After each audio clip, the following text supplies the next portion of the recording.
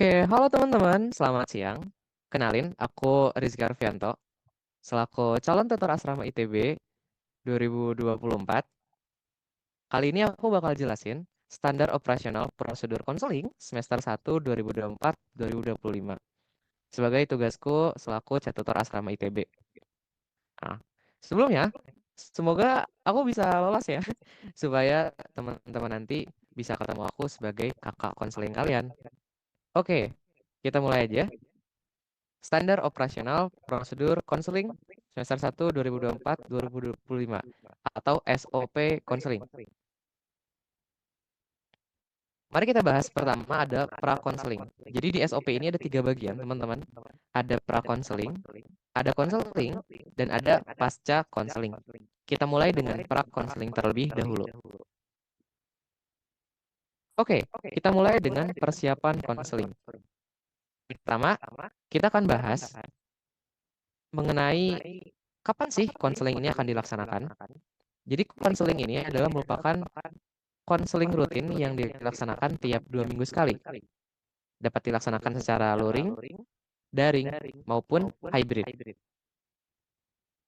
Setelah kita menginformasikan mengenai konseling ini, kita lanjutkan mengenai pendataan. Pendataan ini dilakukan oleh tutor seminggu sebelum minggu konseling. Tutor akan melakukan pendataan waktu dan lokasi konseling kepada PJ konseling sehingga nantinya bisa disetujui. Selanjutnya ada penyebaran informasi. Tutor konseling memberikan informasi jadwal konseling kepada adik konseling maksimal H-5 sebelum jadwal konseling dilakukan. Lalu ada kewajiban tutor untuk membaca dan memahami isi tutor konseling sebelum diadakan pengarahan awal oleh PJ konseling.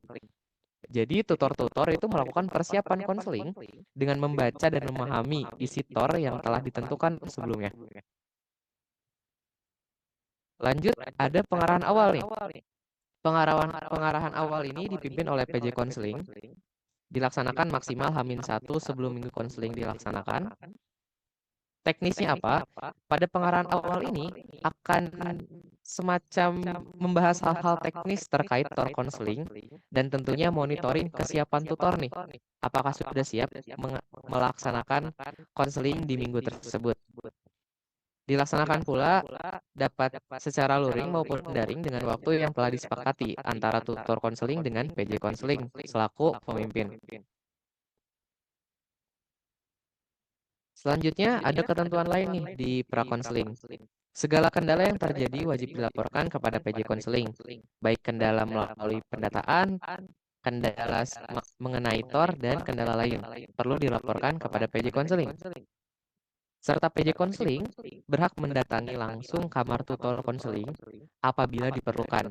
Dalam hal ini, misalkan tutor tertentu itu dia tidak mengisi pendataan awal atau tidak mengikuti pengarahan awal.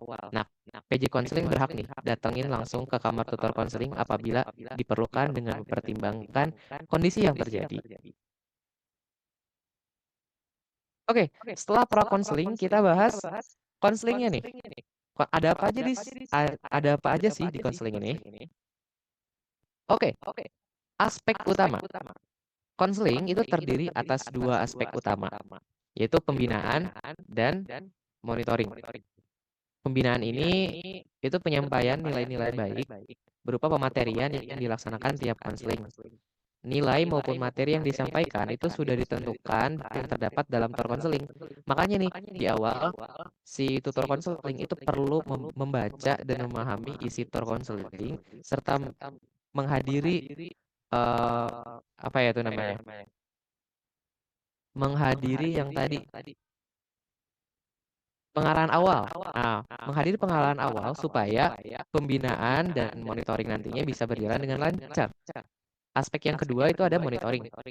Nah, monitoring ini dapat berupa diskusi maupun sekedar berbincang antara tutor dan adik konseling. Nah, monitoring ini dilakukan untuk menjaga ikatan antara tutor dengan adik konseling. Monitoring juga dapat dilakukan melalui pendataan kondisi adik konseling melalui Google Forms maupun tools yang lain. Jadi, Selain kita pematerian, selain tutor konseling bertugas untuk melakukan pembinaan, tutor konseling juga bertugas untuk memonitor adik-adik ini selama di ITB, apakah mereka ada masalah terkait akademik atau bahkan masalah lain yang perlu dikonsultasikan dengan kakak konseling. Oke, selanjutnya waktu pelaksanaan konseling. Konseling ini dilaksanakan pada rentang 1 minggu atau 7 hari dengan pengecualian 1 minggu ujian, yaitu diperpanjang menjadi maksimal 14 hari. Konseling minimal dilakukan selama 60 menit. Apabila dalam pelaksanaannya terdapat waktu yang tersisa, kegiatan diserahkan kepada tutor konseling masing-masing dengan syarat materi yang terdapat pada tutor konseling telah tersampaikan dengan baik. Jadi, apabila dalam pelaksanaan pemateriannya nih nggak sampai 60 menit, ada sisa, itu diserahkan kepada tutor. Apakah tutor mau games, atau kamu ngobrol-ngobrol, atau mau sesi curhat mungkin? Itu diperbolehkan, asal tetap berpegang pada tutor konseling yang telah ditentukan sebelumnya. Selanjutnya ketentuan tutor konseling. Ini aturan-aturan khusus untuk tutor konseling. Tutor konseling diberikan keleluasaan dalam menentukan komposisi yang sesuai antara aspek pembinaan dan monitoring saat kegiatan konseling berlangsung.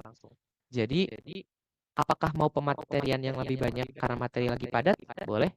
Atau mau monitoringnya yang lebih banyak untuk meningkatkan bonding karena dirasa materinya bisa disampaikan dengan lebih cepat. Itu juga boleh.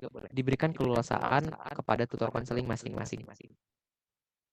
Tutor konseling juga diberikan keleluasaan terhadap metode konseling yang digunakan selama kewajiban yang tertera pada TOR telah dilaksanakan dengan baik. Jadi, mau bagaimanapun metodenya, apakah menggunakan alat peraga atau menggunakan semacam bercerita atau kostum mungkin, itu diperbolehkan. Jadi, keleluasaan untuk tutor mengembangkan atau berekspresi atau bahkan bereksperimen dengan metode konseling tertentu itu sangat-sangat diperbolehkan dengan tetap tutornya sudah dilaksanakan dengan baik. Lalu selanjutnya tutor konseling wajib mendokumentasikan kegiatan konseling. Jadi harus ada dokumentasinya. Tentu aja. Nah, dokumentasinya bisa berupa foto bareng, bisa berupa screenshot Zoom kalau diadakan secara daring atau bahkan hybrid. Kalau ada yang daring dan ada yang luring dalam waktu yang bersamaan. Itu bisa. Lalu, tutor konseling wajib menanyakan kepada masing-masing adik konselingnya terkait kondisinya pada rentang 2 minggu terakhir. Sebelumnya, sudah ditentukan bahwa tutor wajib memberikan semacam link atau menanyakan kondisi dalam waktu 2 minggu terakhir kepada adik-adik konselingnya, bagaimana kondisinya, dan tentu aja ini bagian dari monitoring. Jadi wajib ditanyakan kepada adik-adik konselingnya terkait kondisinya. Dan apabila terdapat kondisi darurat, tutor konseling wajib melapor pada PJ konseling. Lalu masih dalam ketentuan tutor konseling wajib menjaga integritasnya sebagai tutor asrama ITB, mahasiswa ITB, sivitas akademik, maupun sebagai warga negara Indonesia. Jadi, walaupun tutor konseling ini perannya bisa diandalkan, harus bisa diandalkan sebagai teman curhat karena tadi monitoring, mungkin ada adik-adik konseling yang memiliki preferensi tidak ingin bercerita di ruang publik, jadi hanya ingin pribadi dengan tutor konselingnya, itu diperbolehkan dengan tetap ada aturan ini. Wajib menjaga integritasnya sebagai tutor asrama ITB, mahasiswa ITB, maupun sebagai warga negara Indonesia. Kita harus tetap menjaga integritas. Tutor konseling juga wajib mematuhi aturan dan tata tertib yang berlaku, menjaga etika dan sopan santun, serta dilarang menyinggung saat kegiatan konseling berlangsung. Jadinya, walaupun tutor konseling ini memiliki keleluasaan dalam mendengarkan cerita, dalam memilih metode konseling yang baik, tetap tutor konseling dibatasi dengan aturan yang ketat dan tentunya kewajiban untuk menjaga integritas. Oke, kita selanjutnya pasca konseling. Jadi ketika kita udah membahas konselingnya, sekarang setelah konseling, ada apa nih di pasca konseling? Oke, ada presensi kehadiran. Tutor konseling itu wajib melakukan pendataan kehadiran kepada adik-adik konseling. Presensi dilakukan secara manual saat kegiatan berlangsung, serta memberikan tautan presensi. Jadi ada double presensi. Yang satu pendataan secara mungkin Google Forms atau tools yang lain, tapi tetap dilakukan secara manual. Dan apabila didapati adik konseling yang tidak hadir atau berhalangan hadir, namun didapati mengisi presensi melalui tautan presensi, dan didapat tidak sesuai dengan data presensi manual oleh tutor, maka adik konseling tersebut dapat dikenakan sanksi. Lalu bagaimana dengan adik-adik konseling yang tidak dapat menghadiri konseling atau bahkan berhalangan hadir? Lalu ada ini, tugas pengganti. Tugas pengganti ini, adik konseling yang tidak hadir atau berhalangan hadir diwajibkan untuk membuat resume mengenai materi pada konseling yang ditinggalkan. Materinya dari mana? Itu dapat ditanyakan kepada tutornya masing-masing atau mungkin ke temannya yang sama tutor. Atau dapat pula materi dibaca melalui website asrama. Nah, pengerjaan resume itu dibuat dalam bentuk video yang kemudian diunggah pada feeds atau reel Instagram masing-masing dengan men-tag akun Instagram Asrama ITB serta akun Instagramnya kakak konseling. Dan konfirmasi kehadiran itu dengan cara dikonfirmasi langsung oleh kakak konseling yang bersangkutan. Apakah adik konselingnya telah melaksanakan tugas dengan baik atau masih belum? Lalu terkait waktu pengerjaannya, waktu pengerjaan resume itu 1 minggu terhitung setelah hari konseling berlangsung.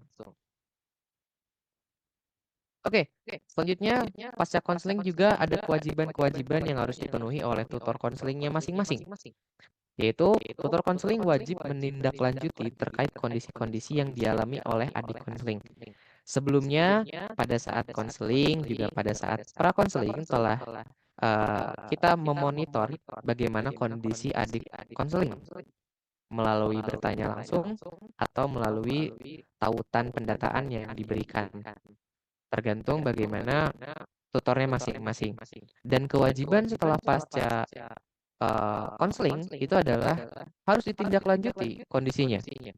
Apakah darurat, apakah perlu penanganan khusus, atau mungkin hanya bisa didiskusikan gitu. Nah, dan apabila ada kondisi darurat, tutor konseling wajib melaporkan kepada PJ konseling apabila terjadi kondisi darurat maupun kondisi lain dengan pertimbangan tertentu. Jadi tetap tutor konseling tidak bisa sewenang-wenang menindaklanjuti kondisi tertentu yang dialami oleh adik konseling. Apabila itu darurat maupun kondisi lain dengan pertimbangan tertentu, wajib dilaporkan kepada PJ konseling.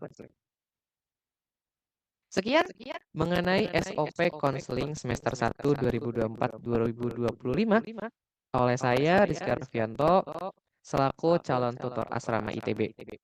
Semoga dengan adanya SOP ini kita dapat melaksanakan konseling asrama ITB dengan lebih baik dan lebih terkondisi sehingga nantinya tujuan dari dua aspek utama yaitu pembinaan dan monitoring dapat berjalan dengan baik dan menghasilkan hasil yang baik pula. Terima kasih. Wassalamualaikum warahmatullahi wabarakatuh.